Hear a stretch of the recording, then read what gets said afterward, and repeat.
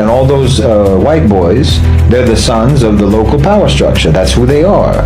They shrug their shoulders. Their parents shrug their shoulders. The police shrug their shoulders. The judges, the media, the power structure. Everybody shrugs their shoulders about what could have possibly happened to Nolan Wells. And something very interesting we have figured out. Nolan was constantly posting on Snapchat. When her family recovered his phone and checked it, some texts appeared to be missing. This allegedly looking down would confirm that somebody tampered with his phone. By the time the forensic examination was finished, the investigation had reached a difficult point. The science had been completed, but the answers everyone was waiting for were still out of reach. In Jackson County, any death that could not immediately be attributed to natural causes or a non-criminal accident was subject to this kind of examination. Since March of last year, 17 months, there's been 24 African Americans, as of today, 24 African Americans found hanging from trees across the United States of America. Just this past week alone, there's been at least 2 cases. You understand? And in case after case after case, the local coroners very predictably declared these as suicides without any serious forensic investigation taking place at all. No follow-up. You understand me? Not to mention the Nolan Wells case from the 4th of July, when he went out with those 4 or 5 white kids in Mississippi. They came back and he didn't come back. You understand? And all those white boys, they're the sons of the local power structure. That's who they are. They shrug their shoulders. Their parents shrug their shoulders. The police shrug their shoulders. The judges, the media, the power structure. Everybody shrugs their shoulders about what could have possibly happened to Nolan Wells. It's a mystery, which makes it no mystery at all. Which makes it no mystery at all. But see, they'll gaslight you into thinking that you're being overly suspicious. You're being overly cynical, and the problem is that you want answers, not that they don't have any answers.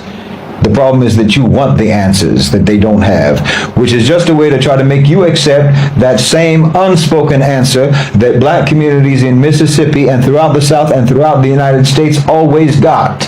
You understand me? About Nolan Wells and about the other 24 African Americans found dangling from tree branches across that country. Never mind that black Americans are demographically the population that is absolutely the least likely group of people to ever commit suicide by hanging themselves. That's documented.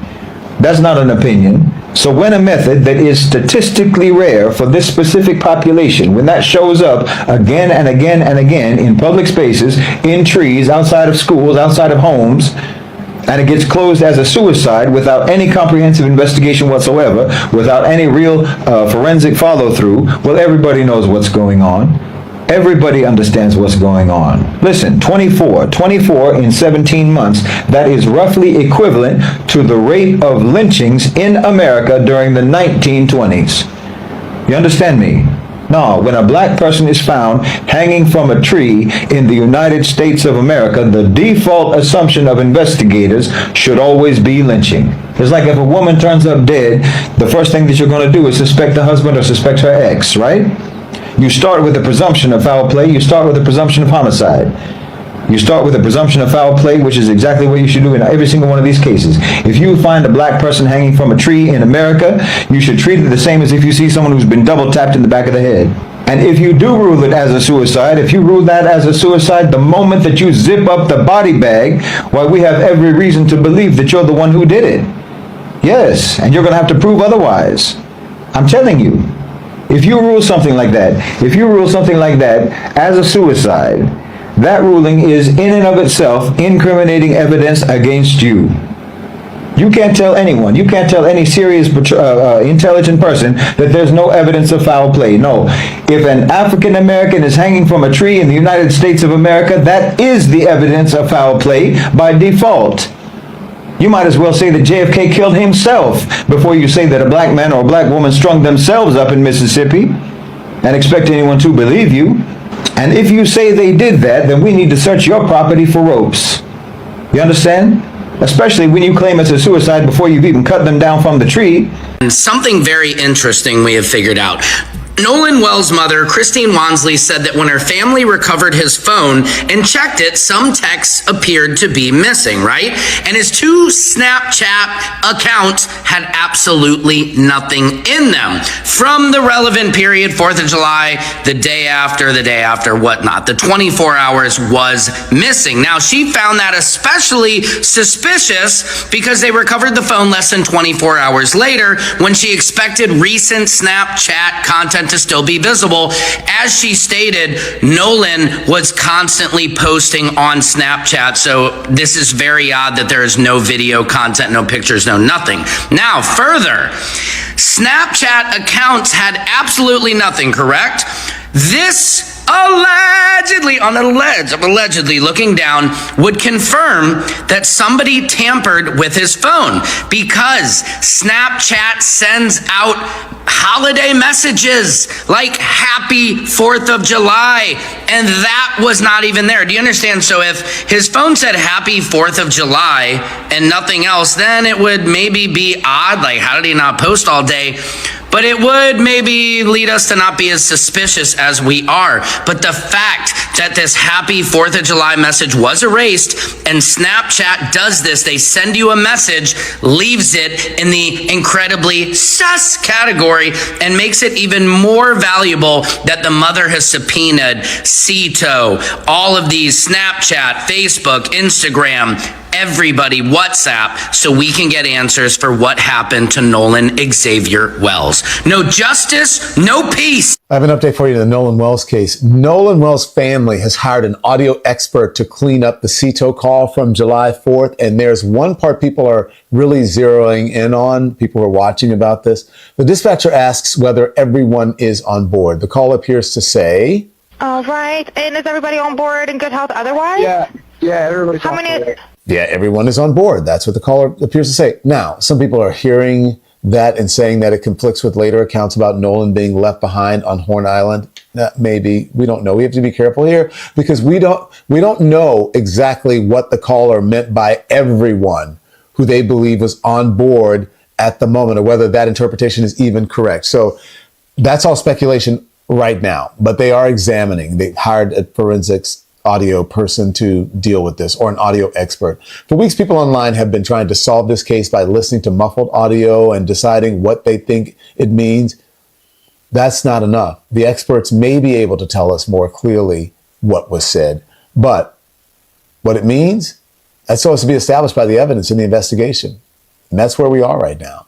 I'm Anna Moore on Snapchat, and you have to listen very intently to hear what she claims is being said. Todd Terrell, United Cajun Navy, please don't move. Joining me now, Caitlin Becker, the senior national correspondent at New York Post. She is the star of New York Post Cast. New York Post Cast, that's her podcast. Caitlin, thank you for being with us. Now, according to what this Anna Moore on Snapchat has revealed, you can hear, and this is also according to the attorneys, give me my effing phone. This is Nolan reportedly talking. What the F are you doing? The friend, they claim, Tristan Shepard. I can't tell that from what I'm hearing. The friend says, get off me. Get the F off this boat. F you, bro. Now, the voice we believe is Nolan's is, give my effing phone. What the F are you doing? And then another voice, get off me, get the F off this boat, F you. Okay, what do we know? And Caitlin Becker, joining us from New York Post, who is this mysterious friend girl? Because I want to talk to her. I want to talk to her too, Nancy. The video is tough. The Snapchat is really tough because you do clearly hear an angry altercation. There is the assumption that we're working off of that it is Nolan. However, a few other friends have confirmed it's not Nolan. There's actually someone who said it was me, not him. So you have someone come saying that is not him on the video. So then did no altercation actually take place, or is someone jumping in saying that's me to misdirect or to redirect us from looking at the one question? The other question that you asked is, who's the girl? Her name is apparently, allegedly, Katie. That's kind of all we know, just Katie. someone purporting to be related to Katie went on social media, and this is not something that we've been able to confirm, nor have investigators confirmed it, but according to this person, Katie said, we met, we talked, he seemed like he was going back on the boat with his friends, and that was that. So Katie... Okay, hold on right there. Caitlin Becker. Caitlin. Right there. The girl, if she exists, says they talked, they chatted it up, probably flirting with each other, if accounts are true.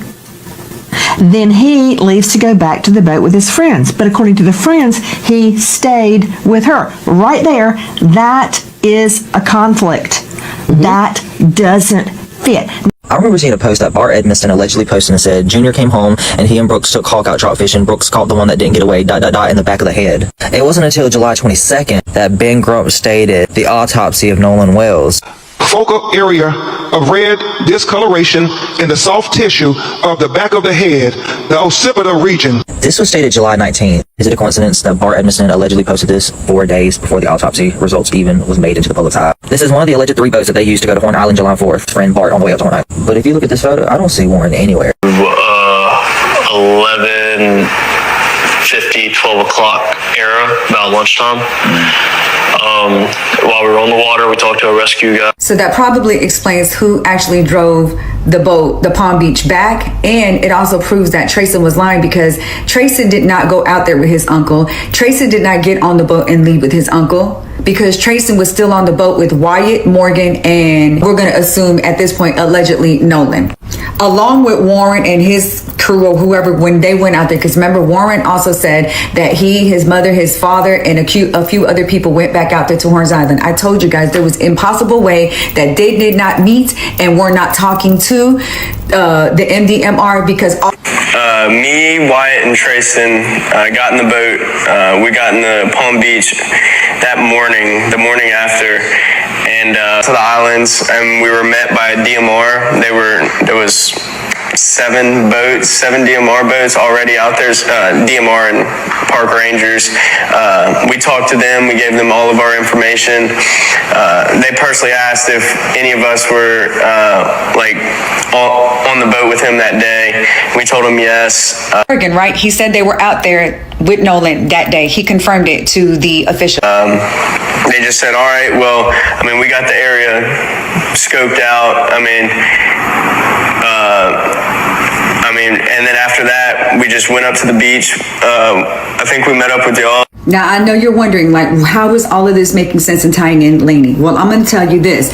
They are, Morgan, Wyatt, and Trayson are the ones who gave the official report to the MDMR and named Laney and this other girl and a few other guys in this report. Hold on, there's a second part. So you guys have, obviously before this happened, I would assume you were living a regular life, young guys being in college, having a typical experience. Then you lose your friend, Nolan. And after that, what has life been like for you guys? I think ever since it happened, my life just hit like a hole, it just stopped. And we just gotta live day by day from now on.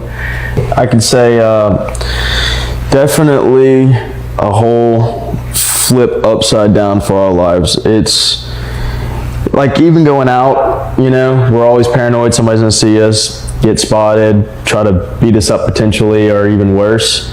We're really just trying to stay low key and not go out as much or anything like that.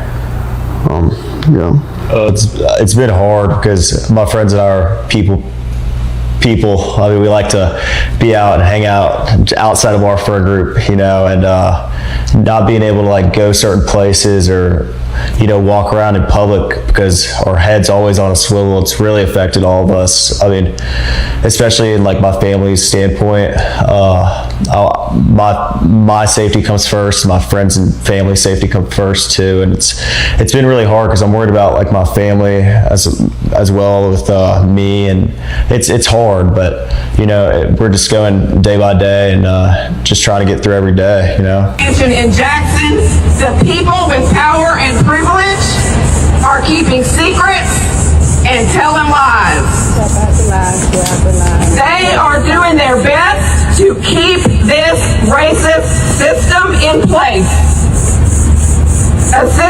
protects white privilege, white power, and white skin at the expense of black life, at the expense of black families, and at the expense of black communities. We are here today to tell them time is up.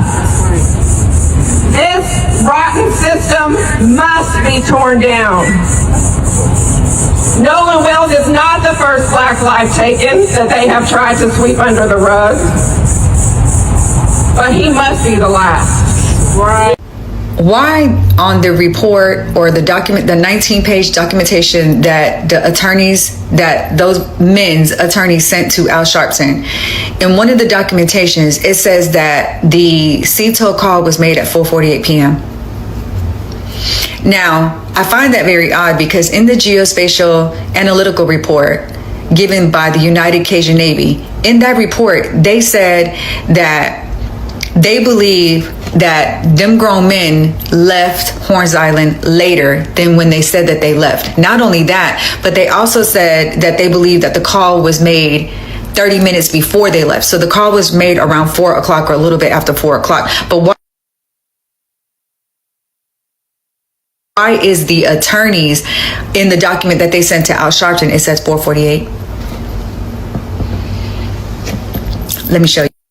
We now have more footage from the day that Nolan Wells allegedly goes missing on July 4th, 2026. But you're going to notice something very interesting to my point that I've been bringing up for quite some time. Take a look at this video by one of the boaters on Horn Island that was anchored down around 11:15, 11:17 in the morning before it got really congested and really busy that day.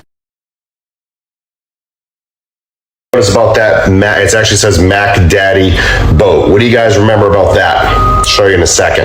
That Mac Daddy boat, which is right here, that's the same boat that Nolan Wells allegedly, if this is Nolan Wells, we do not know.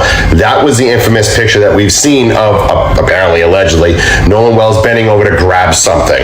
So that boat was seen in that video. But here's the point that I want to make. Did you notice all the people there at 11:15, 11:17 in the morning? Did you notice how many people were already there? And that was before they even got congested, before they got really busy, which again leads me to my next statement that I've been bringing up many times so far over the last couple of weeks. Are you really seriously telling me that no one saw anything that's happening? Are you telling me that no one saw a damn thing? With all those people there, no one saw anything?